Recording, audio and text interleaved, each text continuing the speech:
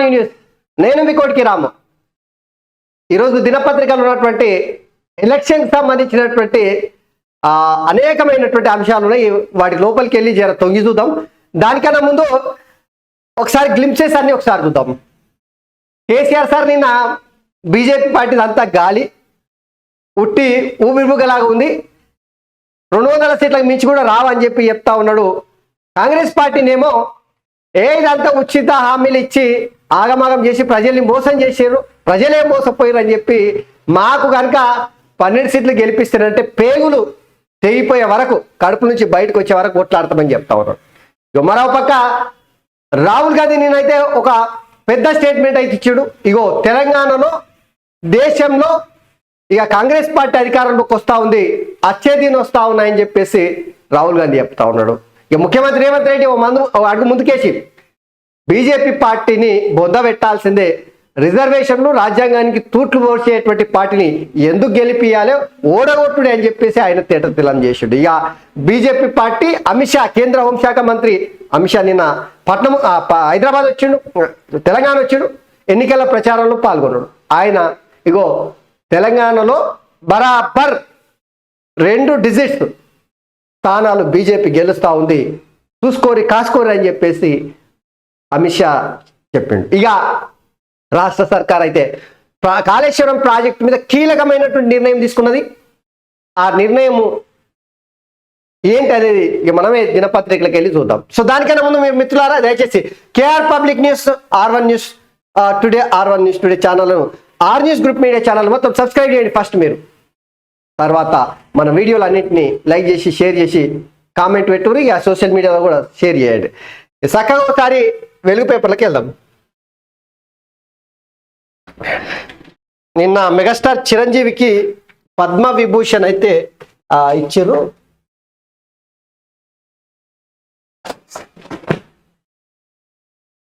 ఢిల్లీలోని రాష్ట్రపతి భవన్లో గురువారం రాష్ట్రపతి ద్రౌపది ముర్ము చేతుల మీదుగా పద్మ అవార్డుల ప్రదానోత్సవం జరిగింది. కళారంగానికి చేసిన సేవలకు సినీ నటుడు మెగాస్టార్ చిరంజీవి దేశ 2వ అత్యున్నత పౌర పురస్కారం పద్మవిభూషణ్ అందుకున్నాడు.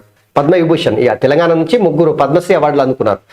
యాదాద్రి జిల్లాకు చెందిన ప్రముఖ కవి కూరెళ్ల విఠలాచార్య రాష్ట్రపతి చేతుల మీదుగా ఈ అవార్డు స్వీకరించారు. అలా నిర్మాణ కళలో శిక్షణ పొందిన వేలు ఆనందచారి సంస్కృత భాగవత రిని దాలిపర్తి ఉమామహేశ్వరి పద్మశ్రీ అవార్డులు అందుకున్నారు. సో దేశంలోనే అత్యున్నత పదవి అయినటువంటి పద్మ విభూషణ్ అయితే మెగాస్టార్ చిరంజీవి నిన్న రాష్ట్రపతి చేతుల మీదుగా అందుకున్నాడు. ఫ్యామిలీతో సహా వెళ్ళి ఆ వేడుకలో పాల్గొని అందుకున్నాడు. ఇక ఒక్క నిమిషం, రాహుల్ గాంధీ నిన్న స్టేట్మెంట్ చూడరు. జూన్ 4న ఇండియా సర్కార్ 15 ఆగస్టు నాటికి 30 లక్షల ఉద్యోగాల భర్తీ మొదలు పెడతాం. రాహుల్ గాంధీ దేశవ్యాప్తంగా రైతులకు రుణమాఫీ, మహిళలకు ఏడాదికి 1 లక్ష, యువతకు ఏడాది పాటు ఉద్యోగ శిక్షణ, ₹1,00,000 సాయం, రాజ్యాంగాన్ని రక్షిస్తాము, రిజర్వేషన్లు పెంచుతాము, కార్పొరేట్లకు మోదీ ఎంత దోషపెట్టారో అంత సొమ్మును పేదలకు వంచుతాం, ఆదాని అంబానీ కోసమే పెద్ద నోట్ల రద్దు, GST అని చెప్పేసి రాహుల్ గాంధీ విమర్శించాడు. సో జూన్ 4న ఫలితాలు వస్తాయి కదా, జూన్ 4న ఫలితాలు వస్తే కాంగ్రెస్ సర్కారు కేంద్రంలో వస్తుంది, మంచి దినాలు వస్తున్నాయి. ఇక మీరు ఎవరు బీజేపీ పార్టీ పెద్ద తలకాయలకు దోషి పెట్టింది, అందుకని నోట్ల రద్దు, ఆదాని అంబానీ లాంటి పెద్ద తలకాయలకే సంపదను మొత్తం దోషి పెట్టిర్రు. ఇక పేద ప్రజలకు సంబంధించిన రుణమాఫీ కానీ లేదంటే ఇతర అంశాలలో ఏం పట్టించుకుంటలేరు. అందుకనే దోషి పెట్టిన సర్కార్ని కూలగొడదాం, కాంగ్రెస్ సర్కార్ ప్రజల సర్కార్ని కుర్చీ మీద కూర్చుని పెడదామని చెప్పేసి రాహుల్ గాంధీ ఎప్పుడైతే ఇందులో రాజ్యాంగాన్ని రక్షిస్తాం, రిజర్వేషన్ వేస్తాం. దేశవ్యాప్తంగా ఈ అంశము ఎక్కడ కూడా పెద్దగా ప్రభావితం చేస్తలే. సో ఈ అంశాన్ని ముఖ్యమంత్రి రేవంత్ రెడ్డి బయటికి తీసుకొని రావడమే కాకుండా బీజేపీ పార్టీని ఒక్క పెట్టిన గొడ్డలతో నరికేంత పని చేస్తున్నాడు తెలంగాణ రాష్ట్రంలో. బీజేపీ పార్టీ ఖచ్చితంగా డబుల్ డిజిట్స్ గెలిచే అవకాశం ఉంది అని చెప్పేసి పెద్ద ఎత్తున చర్చ జరుగుతున్న వేళ సీఎం రేవంత్ రెడ్డి అనూహ్యంగా తన ఆ మేధస్సును ఉపయోగించా, ఏదాన్ని ఉపయోగించడో తెలియదు కానీ తనకున్నటువంటి అనుభవాన్ని అంత రంగరించి బీజేపీ పార్టీని కార్నర్ చేయడానికి ఆయన ఎంచుకున్నటువంటి ఒకే ఒక స్ట్రాటజీ రిజర్వేషన్లు, రాజ్యాంగం రద్దు. ఇది ఈ అంశం అయితే చక్కగా ప్రజలకు వెళ్ళి ప్రజల దిమాగ్లకు తగులుతుంది. బీజేపీ పార్టీ ఎక్కువ సీట్లు గెలవకపోతే ఆ కారణం రాజ్యాంగం, రిజర్వేషన్ల రద్దు, బీజేపీ లక్ష్యం అని చెప్పేసి రేవంత్ రెడ్డి ఏదైతే చెప్తా ఉన్నాడో అదే కారణం అయితే. సో చూడాలి మరి అది ఎంతవరకు పనిచేస్తుంది అనేది. ఇప్పటికిప్పుడు మనం మీరు నేను కలిసి తేల్చలేం. ఎన్నికల రిజల్ట్ జూన్ 4వ తారీఖు వస్తుంది, కాకపోతే తెలుస్తుంది. అయితే ఈ 15 ఆగస్టు నాటికి 30 లక్షల ఉద్యోగాలు భర్తీ పెడతామని చెప్పేసి రాహుల్ గాంధీ చెప్తా ఉన్నాడు. ఇక దేశవ్యాప్తంగా రైతులకు రుణమాఫీ, మహిళలకు ఏడాదికి ₹1,00,000 ఇస్తామని చెప్తా ఉన్నాడు. యువతకు ఏడాది పాటు ఉద్యోగ శిక్షణ ₹1,00,000 సాయం చేస్తామంటున్నాడు. అయితే కార్పొరేట్లకు మోదీ ఎంత దోచిపెట్టారో అంత సొమ్మును పేదలకు పంచుతాం. ఇది అసాధ్యమైనటువంటిది. సాధ్యమా? మీరు ఎప్పుడు రాహుల్ గాంధీ చెప్తున్నట్టు కార్పొరేట్లకు దోచిపెట్టిన పైసల్ని మొత్తము కక్కిస్తాం, కక్కిన పైసల్ని మొత్తం ప్రజలకు వచ్చి పెడతాం. ఇదే ముచ్చట కేంద్రంలో 2014 కన్నా ముందు బీజేపీ పార్టీ కూడా అధికారంలోకి రానికే ఇగో నల్లధనాన్ని మొత్తం కాంగ్రెస్ పార్టీ దోసుకున్న నల్లధనాన్ని, లేదంటే దేశంలో లూటీ చేసిన పైసలు మొత్తం ఇతర దేశాలలో దాచిపెట్టిన పైసలు మొత్తము పట్టుకొని వస్తాం, మొత్తం ప్రజలకు పంచితే 15 లక్షల రూపాయలు వస్తాయని చెప్పేసి బీజేపీ పార్టీ చెప్పింది. పంచేనా? పంచలే. ఇప్పుడు కూడా పెద్ద తలకాయల దగ్గర ఉన్న దోషిపెట్టిన పైసలు మేము అంతా గుంజుకొస్తాం, వాళ్ళ పెట్టెలల్లా, ట్రంక్ పెట్టెలల్లా, గల పెట్టెలల్లా దాచుకున్న పైసలు తీసుకొస్తాం, ప్రజలకు పంచుతాం అంటే అది దయ్యాలు వేదాలు వల్లించినట్టే లెక్క. అది అసాధ్యమైనటువంటిది. సో అది అసాధ్యం. ఇక ఎంత చెప్పుకున్నా దానికి తక్కువనే. అయితే జూన్ 4న ఇండియా సర్కార్ ఏర్పాటు చేస్తామంటున్నాడు రాహుల్ గాంధీ. సో ఒకసారి దయచేసి మీరు ఆ పోల్లో ఓటేయరు ఒకసారి.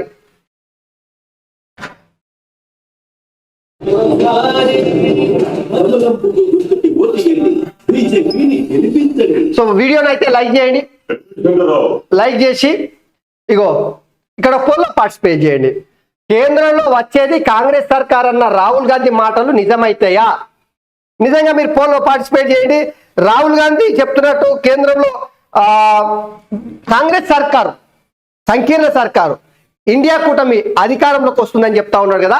సో వస్తారా రాదా? వస్తే ఎస్ అని, రాకపోతే నో అని చెప్పేసి పోల్లో పార్టిసిపేట్ చేయండి.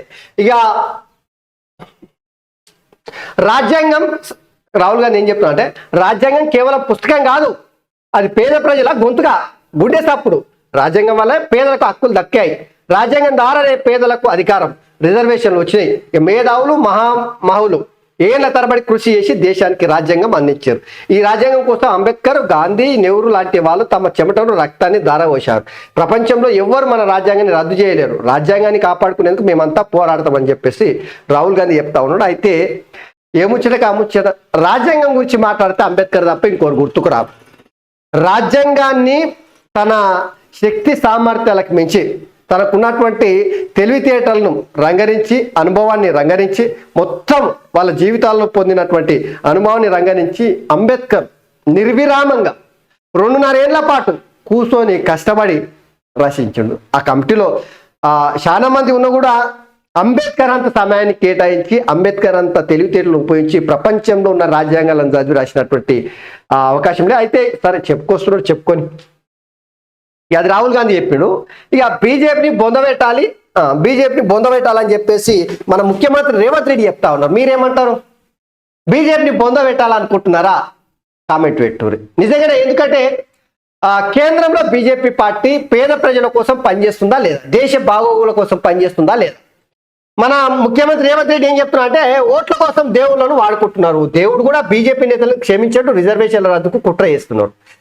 రాజ్యాంగాన్ని కాపాడుకునేందుకే రాహుల్ యుద్ధం, ఆయనకు తెలంగాణ సమాజం మద్దతు ఇవ్వాలని చెప్పేసి ముఖ్యమంత్రి రేవంత్ రెడ్డి చెప్తా ఉన్నాడు. మొదట బీజేపీని బొందబెట్టాలని చెప్పేసి ప్రజలారా మీరు అనుకుంటున్నారా?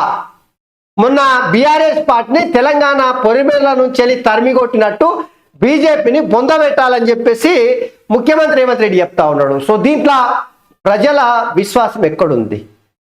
బీజేపీ నిజంగానే రిజర్వేషన్ల అంశం కావచ్చు, రాజ్యాంగ రద్దు కావచ్చు, తెలంగాణకు గాడిద గుడి ఇచ్చిందనే అంశం కావచ్చు, మీరందరూ నమ్ముతున్నారా లేదా?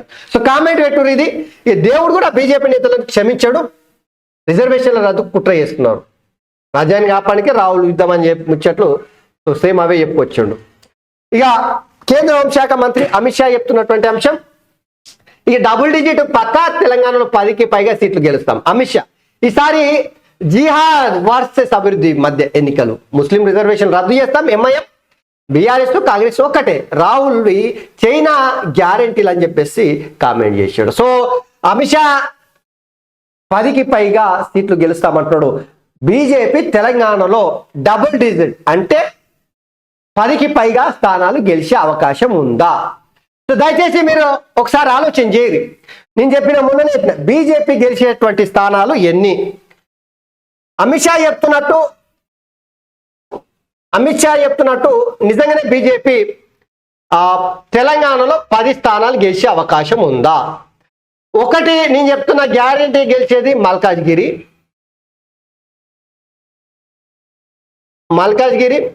డబుల్ డిజిట్ దాటుతుందా లేదు చూద్దాం.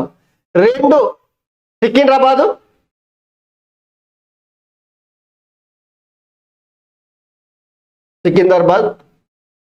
3 చేవేళ,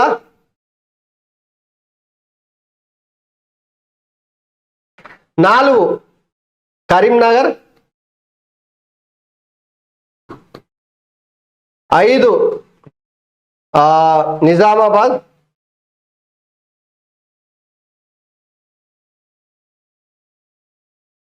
ఇవైతే పక్కా గెలిచే స్థానాలు బీజేపీ పార్టీ. ఇక కొంత అటు ఇటు ఉన్నటువంటి స్థానాలు ఉన్నాయి. ఎట్లా తీవ్రమైనటువంటి పోటీ ఉన్నటువంటి స్థానాలు ఉన్నాయి. అవి ఏంటివి అంటే, ఒకటి భువనగిరి,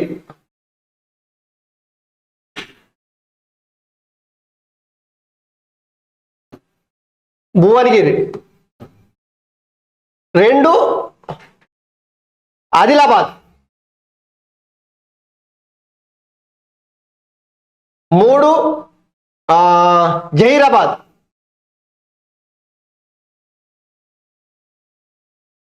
4 మహబూబ్నగర్ పాలమూరు,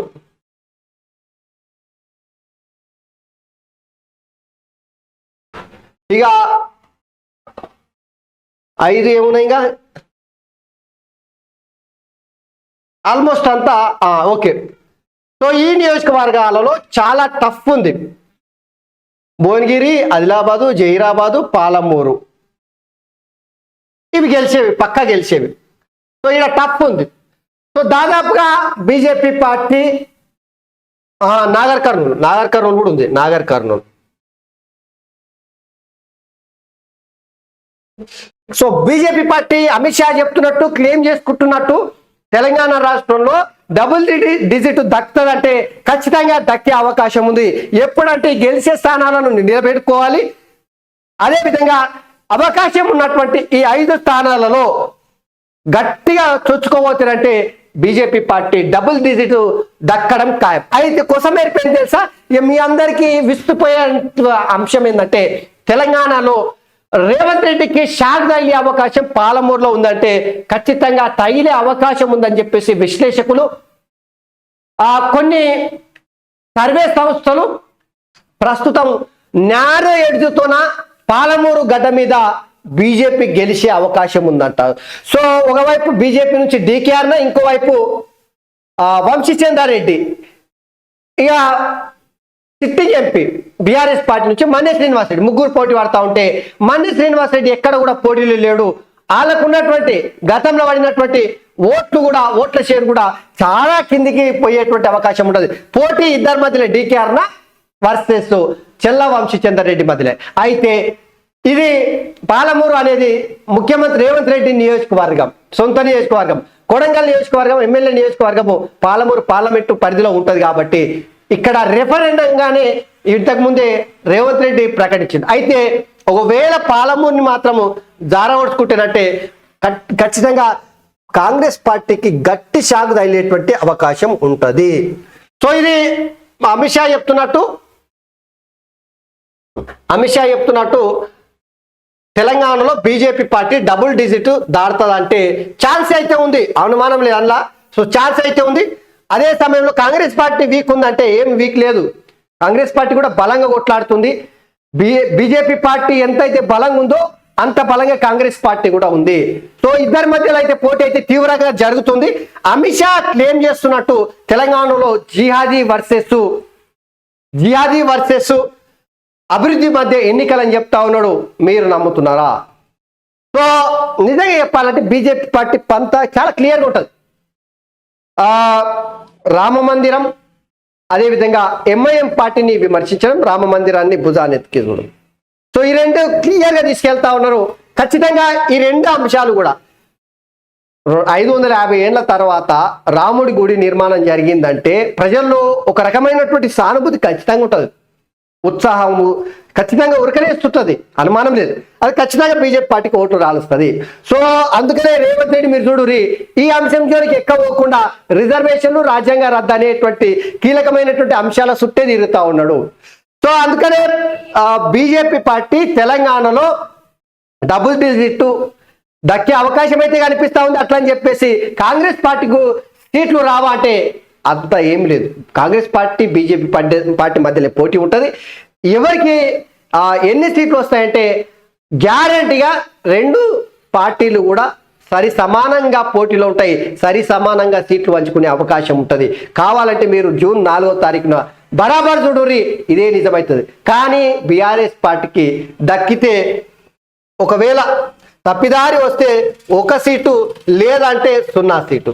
బీఆర్ఎస్ పార్టీ పరిస్థితి తెలంగాణలో గిట్లుంది చూడుర్రి.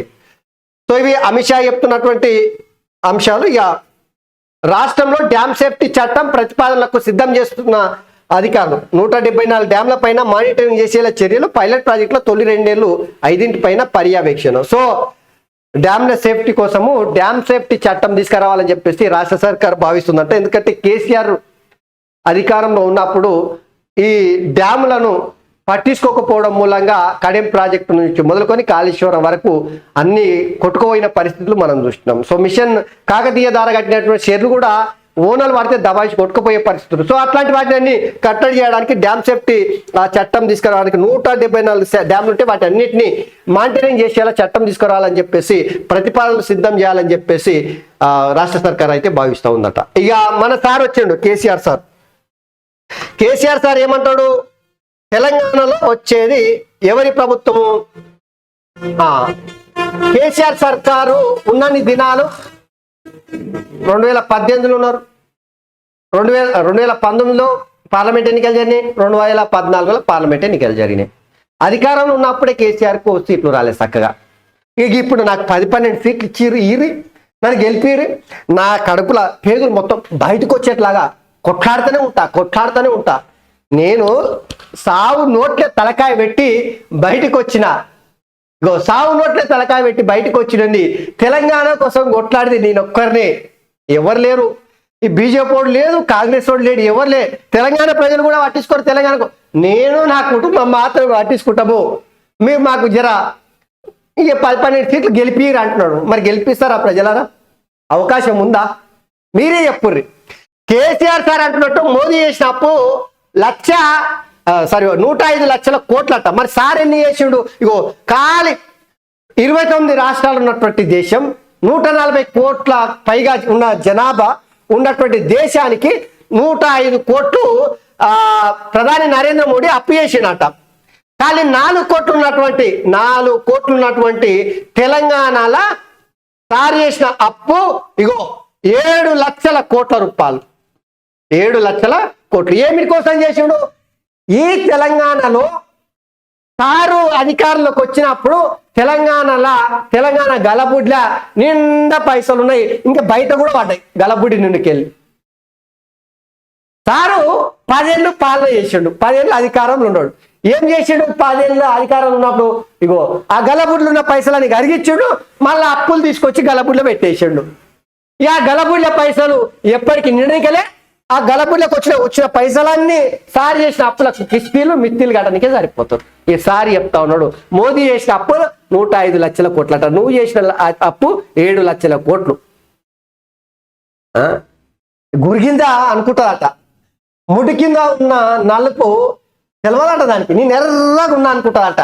ఈ సారికి గదే పరిస్థితి కనిపిస్తా ఉంది. ఎందుకు సార్ ఉట్టిగా బద్నాం అవుతారు?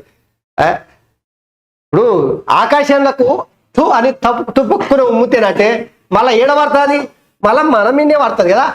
తెలుసుకో సార్ జరా. నువ్వు 80,000 పుస్తకాలు చదివినవు, ఉట్టిటి ఆశమాష వ్యవహారం మనిషివి కాదు. నువ్వు 80,000 పుస్తకాలు చదివినవు, తెలంగాణ కోసము సాగును తలకాయ పెట్టి బయటకు వచ్చినావు. తర్వాత తెలంగాణ రక్షకుడిగా, తెలంగాణ జాతిపితగా, తెలంగాణ బాపుగా నువ్వు చరిత్ర పుటల్లో ఉండాలి. ఓ గట్లాంటిది నువ్వు గిట్లా మాట్లాడక సార్, నవ్వుతారు తెలంగాణ ప్రజలు, నవ్వుతారు. జర చూసుకో సార్, ఎందుకు ఇవన్నీ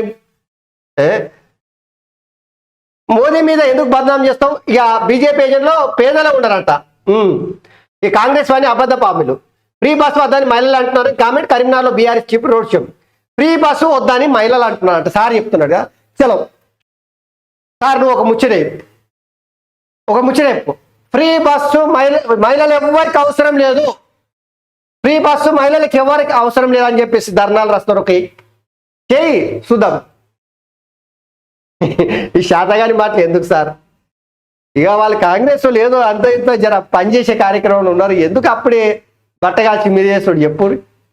షికాగోలో తెలంగాణ స్టూడెంట్ మిస్సింగ్, మే 2 నుంచి కనిపించట్లేదని కాన్సులేట్ జనరల్ ఆఫ్ ఇండియా వెల్లడి. ఓ షికాగోలో అమెరికాలో మొత్తం మీద అయితే పిల్లగాడు మిస్ అయినట్ట. అక్కడి కాన్సులేట్ ఇండియాకు చెప్పిందట. చూడుర్రి, ఈ కాళేశ్వరానికి రిపేర్లు చేద్దాం, ఎంత ఖర్చు అవుతుందో లెక్క కట్టండి. ఇరిగేషన్ అధికారులకు సీఎం రేవంత్ ఆదేశం. ఎన్డీఎస్ఏ మధ్యంతర రిపోర్ట్ ఆధారంగా రిపేర్లు 2-3 దినాలల్లా లెక్క తెలిసి నిర్మాణ సంస్థకు పనులు అప్పగించే ఛాన్స్. నిర్మాణ సంస్థతోనే ఖర్చు పెట్టించాలన్న నిర్ణయం. తప్పు ఎవరు చేసినా బ్లాక్లోనే పబ్లిక్ కోణంలోనే ముందుకెళ్లాలని చెప్పిన ముఖ్యమంత్రి. సో ఇది ఒక కీలక నిర్ణయంగా చెప్పుకోవచ్చు. ఎందుకంటే ఇప్పటి వరకు కేసీఆర్ ఇగో పైసకో నయా పైసకో పోయేదానికి, గోటితో పోయేదానికి తలకాయ కాడికి ఎందుకు తీసుకుంటున్నారు కాంగ్రెస్ వాళ్ళు అని చెప్పి ఎన్నికల ప్రచారంలో ఎప్పుడే కాళేశ్వరం అనే అద్భుతమైనటువంటి ప్రాజెక్ట్ని 1,00,000 కోట్లు పెట్టి కట్టిన ఈ గంత ఖర్చు పెట్టి కట్టినప్పుడు గాన్నో గిన్నో అదో ఇదో తప్పు జరుగుతుంటది కదా. మరి ఆ తప్పు సరి చేయాలి కదా. ఇగో తప్పు సరి చేయకుండా ఉన్న నీళ్ళని వదిలేసారు. మొత్తం కాళేశ్వరం ప్రాజెక్టే ఆగమైపోయినట్లు, కూలిపోయినట్టు ప్రచారం చేసి నన్ను బద్నాం చేయడానికి కాంగ్రెస్ కుట్ర చేసిందని చెప్పిండు కదా. సో మొత్తం ఎట్టకేలకైతే కాళేశ్వరానికి రిపేర్లు ఇవ్వాలని చెప్పేసి దానికి ఎంత ఖర్చు అవుతుందో ఎక్స్పర్ట్స్ కమిటీని అడిగినరు రాష్ట్ర సర్కార్ అయితే. సో ఎట్టి పరిస్థితిలో కాళేశ్వరం రిపేర్లు ఇవ్వాలని చెప్పేసి ఆ రిపేర్ల కోసం అయ్యే ఖర్చు నిర్మాణ రంగ సంస్థతోనే, అంటే ఎల్ఎన్టీ ఏది మెగా కుస్టడీకి సంబంధించినటువంటి మెగా ఇంజనీరింగ్ కంపెనీతోనే ఖర్చు పెట్టియాలని చెప్పేసి భావిస్తుందంట రాష్ట్ర సర్కారు. సో 2-3 దినాలలో దీని లెక్కేందో తేలాలని చెప్పేసి ఎక్స్పర్ట్స్ కమిటీకి ఆదేశించారు. మేడిగడపై టెక్నికల్ కమిటీ 2 ఈఎన్సీలు 2 ఈసీలతో ఏర్పాటు. ఇరిగేషన్ అధికారులతో judicial commission chairman justice Ghosh వెల్లడించాడు. సో ఇవి డ్రోన్లతో పెస్టిసైడ్ పిచికారీ చేసే పరిస్థితి ఉందంట. ఇక పంజాబ్ పైన బెంగళూరు నిన్న గెలిచింది. సో ఇవి ప్రధానంగా వెలుగు పేపర్లు ఉన్నటువంటి వార్తలు. ఈ ఒకసారి ఆంధ్రజ్యోతిలో చూద్దాం ఏమున్నాయో. మొదటిసారి మోదీతో కలిసి విమానం ఎక్కి అమెరికాలో వైట్ హౌస్ ముందు ఫోటో దిగాం. ప్రధాని అయ్యాక దాని గురించి అడిగారు. కరోనా కాలంలో 1 రోజులు ఆఫీసులో నుండి ప్రజలకు సాయం చేశా. చిరంజీవితో కిషన్ రెడ్డి మాట మంతే అంట. ఓహో, సో ఫస్ట్ సారి మోదీతో కలిసి విమానం ఎక్కిండట. చిరంజీవితో మాట్లాడినప్పుడు చెప్పుకున్నారు. అది ఇస్తే ముస్లిం రిజర్వేషన్లు రద్దు అని. ఇది పనిచేస్తుందా? ఈ ఫార్ములా పనిచేస్తా? ఈ స్ట్రాటజీ బీజేపీకి అనుకూలంగా ఓటు పడే అవకాశం ఉందా? ముస్లిం రిజర్వేషన్లు రద్దు చేస్తామని అమిత్ షా, మోదీ, బీజేపీ నాయకులు చెప్తా ఉన్నారు. ఇది ఎంతవరకు పనిచేస్తుందో నాకు తెలియదు, కానీ ఒకటైతే గ్యారంటీగా చెప్పగలుగుతా, ముస్లిం రిజర్వేషన్లను రద్దు అనేది, ముస్లిం రిజర్వేషన్లు రద్దు అంటున్నారు కదా బీజేపీ పార్టీలు. అయితే ఇది కాంగ్రెస్ పార్టీ వాళ్ళకి చాలా అనుకూలమైనటువంటి వాతావరణం క్లియర్ చేసేసి, ఎట్లా తెలంగాణలో ముస్లిం రిజర్వేషన్లు రద్దు చేస్తాం, అవి ఎస్సీ ఎస్టీ ఓబీసీలకు పంచుతామని చెప్పేసి అమిత్ షా, మోదీ అట్లే మిగతా బీజేపీ పెద్దలంతా చెప్తున్నారు కదా. ఇది గతంలో అసెంబ్లీ ఎన్నికల సందర్భంగా కాంగ్రెస్ పార్టీకి దాదాపుగా మెజార్టీ ముస్లిం మైనార్టీ ఓట్లు షిఫ్ట్ అయినాయి బీఆర్ఎస్ పార్టీ నుంచి. సో ఇప్పుడు బీజేపీ పార్టీ అందుకున్న నినాదం ముస్లిం రిజర్వేషన్లు రద్దు చేసి ఎస్సీ ఎస్టీ ఓబీసీలకు ఇస్తామంటున్నాం. ఇది ముస్లింలలో ఒక రకమైనటువంటి ఖచ్చితంగా అసంతృప్తి, బీజేపీ పార్టీ అంటే ఒక ద్వేషభావం ఏర్పడడానికి అవకాశం కల్పించింది. దాంతో ఇక BRS party Muslim vote share మొత్తం కాంగ్రెస్ పార్టీకి మళ్ళీ అవకాశం ఉంటుంది. మీరు గతంలో అసెంబ్లీ ఎన్నికలప్పుడు పడ్డటువంటి ఏదైతే ఓట్లు ఉన్నాయో ఆ ఓట్లు ఇప్పుడు పెరిగే అవకాశం ఉంటుంది. ఆ ఓట్ షేరు ఈ పార్లమెంట్ ఎన్నికల్లో ముస్లిం ఓట్ షేరు ఖచ్చితంగా కాంగ్రెస్ పార్టీకి షిఫ్ట్ అయ్యే అవకాశం చాలా స్పష్టంగా అనిపిస్తుంది. కానీ అదే సమయంలో బీజేపీ పార్టీ కాంగ్రెస్ పార్టీ గెలవనికినే ఈ స్ట్రాటజీ చెప్తారు. కాదు, ముస్లిం రిజర్వేషన్లు రద్దు చేస్తామని చెప్పడం ద్వారా బీజేపీ పార్టీ కూడా చాలా వ్యూహాత్మకంగా ఆలోచన చేస్తూ ఉంది. ఎట్లా? సో తెలంగాణలో బీజేపీ పార్టీ వ్యూహం ఎట్లా ఉంది అంటే, ఈ ముస్లిం రిజర్వేషన్లు రద్దు చేస్తామనడం ద్వారా ముఖ్యమంత్రి రేవంత్ రెడ్డి పదే పదే ఎస్సీ ఎస్టీ ఓబీసీల రిజర్వేషన్లను బీజేపీ కనుక అధికారంలోకి వస్తే రద్దు చేస్తారు అని చెప్తున్నారు కదా.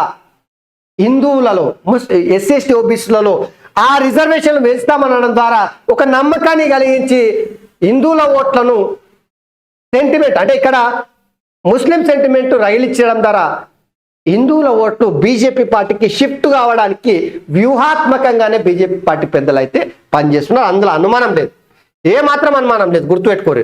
సో ఖచ్చితంగా బీజేపీ పార్టీ వ్యూహాత్మకంగానే ముందుకెళ్తుంది. కానీ ఈ రెండు పార్టీల వ్యూహాలు పనిచేస్తాయా? ఏ పార్టీకి సీట్లు ఎక్కువ వస్తే ఆ పార్టీ వ్యూహం పనిచేసినట్టే మనం జూన్ 4వ తారీఖున తెలుసుకునే పరిస్థితి ఉంటుంది. అప్పటి వరకు అయితే ఇక ఎదురు చూడాల్సిందే. ఒకటైతే నిజం, కాంగ్రెస్ పార్టీ చాలా క్లియర్గా శాసనసభ ఎన్నికలతో పోల్చినప్పుడు ముస్లిం ఓట్ షేర్ అనేది బీఆర్ఎస్ పార్టీ నుంచి కాంగ్రెస్ కు బలంగా ఎక్కువగా షిఫ్ట్ అయ్యే అవకాశం అయితే ఇక్కడ కనిపిస్తూ ఉంది.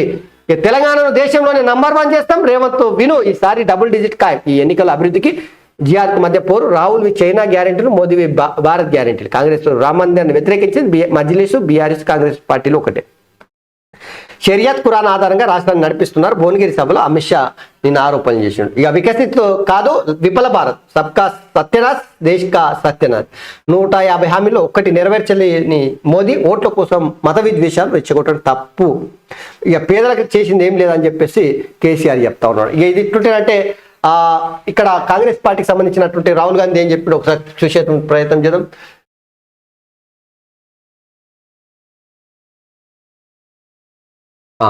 రాజ్యాంగాన్ని మార్చడం దేశం ఆత్మపై దాడే, పేదల హక్కులను లాక్కోవడమే బీజేపీ పని. 10 ఏళ్లలో మోదీ 22 మంది కోసం పనిచేశారు. 16 లక్షల కోట్ల రుణాలను మాఫీ చేశారు. మేము గెలిచాక పేదలను లక్షాధికారులను చేస్తాం, అన్ని పంటలకు కనీస మద్దతు ధర అందిస్తాం, ప్రతి పట్టభద్రుడికి అప్రెంటిషిప్ లక్ష్య స్థాయి, మహిళల ఖాతాల్లో ప్రతి నెల 8,500 జమ. ఇక ఆగస్టు 15 నాటికల్లా 30 లక్షల ఉద్యోగాలు భర్తీ. కులగణతో దేశ రాజకీయాలే మారిపోతాయి. 4వ వచ్చేది ఇండియా సర్కార్, రాహుల్ గాంధీ. రేవంత్ బృందం పనితీరు బాగుందని ప్రశంస. నర్సాపూర్ సరునార్లో జనజాతర సభలు. ఇక ఈ నర్సాపూర్ సరునార్ల జనం లేదని చెప్పేసి గగ్గోలు పెడుతుంది. ఎవరు సంసారి పత్రికలో మీరు చూతురు కదా, ఆ ముచ్చట కూడా మొత్తం తీరుదాం ఆ పత్రిక సంగతి ఏందో. అయితే రాహుల్ గాంధీ రేవంత్ పనితీరు పైన ప్రశంసలు కురిపించిండంతా. ఇక్కడ నిన్న సరునార్ల మీటింగ్ చేసిన వెంబడే చక్కగా దిల్సునార్లో పోయి దిల్సునార్ల ఆర్టీసీ బస్ ఎక్కి ఫ్రీ బస్సు గురించి మహిళలతో చర్చ చేసిరు. ఇక్కడ సో దిల్సునార్లో ఆర్టీసీ బస్ ఎక్కి మహిళలతో మాట్లాడుతున్న రాహుల్ గాంధీ, పక్కన సీఎం రేవంత్ రెడ్డి. రాజ్యాంగం మార్చుడు దేశం ఆత్మపై దాడి అని చెప్పేసి ఇక మిగతా అన్ని అంశాలు చూసినాగా ఇందాకని ఈ ఒకసారి ఇక ఈ పత్రిక ఏది మన కేసీఆర్ పత్రికలో ఏమున్నా చూసే ప్రయత్నం చేద్దాం. అడ్వర్టైజ్మెంట్లు గట్టిగా వేసుకున్నాడు.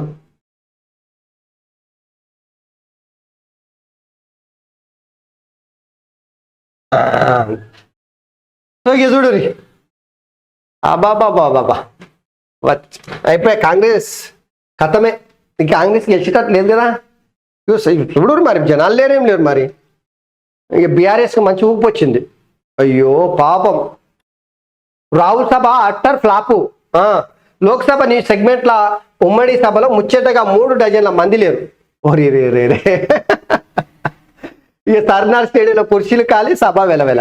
జనం కోసం 45 నిమిషాల పాటు రాహుల్ ఎదురుచూపు. సభా ప్రాంగణం బయటే వ్యాన్లో చాలాసేపు నిరీక్షణ. వ్యాన్ దిగి మరీ రోడ్డుపై జనాన్ని సమీకరించిన సీఎం. సాధ్యమవుతుందా? చెప్పుకుంటే సిగ్గు అవుతుందా? ముఖ్యమంత్రి జనాలను సమీకరిస్తాడా? ఎవరినైతే నాకేమి, ఆడినైతే నాకే, నేను చెప్పేది చెప్తా. ఇగో గిట్టుంది చూడుర్రి. ఇక పోలీసుల సూచనలు స్వయంగా గేట్ వద్ద కాపలా. గంటసేపు వేచి చూసినా పిల్లల్ని పిలిచిన నిండని కుర్చీలు. ఇక వచ్చిన వాళ్ళు కూడా రేవంత్ ప్రసంగిస్తుండగానే బయటకు 16 నిమిషాల్లోని ప్రసంగం ముగించిన రాహుల్ కాంగ్రెస్ సర్కార్పై 5 నెలల్లోని ప్రజలకు పెను విరక్తి. అందుకు సభ అద్దం పట్టిందని విశ్లేషకులు. ఏ విశ్లేషకులు చెప్పుర్రి? ఈ ఎన్నికల్లో కాంగ్రెస్ ఫలితాలకు సూచికనే అభిప్రాయం చేవేల మల్కాజ్గిరి భువనగిరిలో. ఇక ఆ పార్టీకి అల్లాసైనా అయిపోయాయి. ఇక ఈడేసుకొచ్చి చూడు. జనం ఎట్లా రావాలి? రాహుల్ను వ్యాన్లో కూర్చోబెట్టి కిందకి దిగిన సీఎం రేవంత్ రెడ్డి ఆందోళన అంట. ఫోన్లో మాట్లాడుతున్నారు నాయన. ఫోన్లో మాట్లాడుతుంటే కూడా విగదుడు ఉన్న వాళ్ళని లోపలికి పంపండి బాబు, బయట ఉన్న జనాన్ని స్టేడియంలోకి పంపాల్సిందిగా సూచిస్తున్న సీఎం రేవంత్ రెడ్డి. ఇక సర్నార్ స్టేడియం గేట్ వద్ద స్వయంగా నిలబడి మరీ జనాన్ని లోపలికి పంపే ప్రక్రియను పర్యవేక్షిస్తున్న తెలంగాణ ముఖ్యమంత్రి రేవంత్ రెడ్డి. ఉంటుందా ఇట్లా? కరవన్లో రాహుల్ గేట్ వద్ద తెలంగాణ సీఎం. ఇక పగలవాడి నవ్వురి రై కాంగ్రెస్ గెలవాలట. ఇక ఈ గెలిచేది ప్రజలారా, ఇగో ఇందులో ఉన్నది. మీరు నమ్ముతున్నారా? నిజంగా ఎప్పుడు రాహుల్ సభ అట్టర్ ఫ్లాప్ అని చెప్పేసి ఇక ఈ కేసీఆర్ జేబు రుమాలి పత్రిక ఇక ఇందులో రాసుకొచ్చారు కదా. ఇక జనంని తరలించడానికే స్వయంగా ముఖ్యమంత్రి దిగి వచ్చి ఇగో ఇట్లా జనాలను తరలించడానికి ప్రయత్నం చేస్తున్నా అంటున్నారు కదా. సరే, ఎంత నిజం అనుకుందాం. ఈ ఖాళీ కుర్చీలు కూడా నిజం అనుకుందాం. ఇదంతా అన్ని కాంగ్రెస్ పార్టీ పైన తీవ్రమైనటువంటి అసంతృప్తి ఉంది అనుకుందాం. ఇక కేసీఆర్ మీద చూడురి, బబ్బబ్బబ్బబ్బబ్బా లక్షల మంది వచ్చి ఇక చూడు గుమిగుడి సార్ కోసం రోజు ఇది. అంటే ఈ దొరల ఆలోచన ఎట్టుంటుందో ఒక్కసారి ఆలోచన చేయరి. దొరల ఆలోచన చాలా క్లియర్గా, ఎంత క్లియర్గా కనిపిస్తుంది చూడరు మీరు. ఎంతసేపు మందిని బద్నాం చేసుడు. అది బీజేపీ కావచ్చు, కాంగ్రెస్ కావచ్చు. ఇక ఈయన ఏదో చక్కగా ఉన్నట్టు కేసీఆర్ సార్ వీళ్ళు పుట్టిందే తెలంగాణ ప్రజల మంచి బాగోగుల కోసం, అభివృద్ధి కోసం పుట్టినట్టు కలరింగ్. కాంగ్రెస్ పార్టీకి మరి గంత వీక్ ఉందా? నమ్ముతున్నారా మీరు? ప్రస్తుతం కాంగ్రెస్ పార్టీ అధికారంలో ఉన్నటువంటి పార్టీ జనాలు లేకుండా విలవిల్లాడుతుందా? ఈ కేసీఆర్ ఇప్పుడు ఇదే నిజమైతే ఇది నిజం అనుకుంటే ఈ కేసీఆర్కి జనం ఇంత వచ్చిరుగా ఎన్ని సీట్లు గెలవాలి? తెలంగాణలో మొత్తం బీజేపీ కాంగ్రెస్ కాకుండా ఒక్క కేసీఆర్ సారే ఎన్ని గెలవాలంటే ఇక 10కి పైగా సీట్లు గెలిచే అవకాశం ఉందా? సో గింత తూకుమారి వార్తలు రాసుకుంటా ఈ పత్రిక మన్ను పోయా గింత అన్యాయం ఉంటుందా? దినాం ఇదే లెక్క రాస్తే జనాలు ఎవరు నమ్ముతారా నాయన? ఈ సర్కారు ఉంటుందో ఊడుతుందో, ఎన్నికల తర్వాత ఏం జరుగుతుందో చెప్పలేం.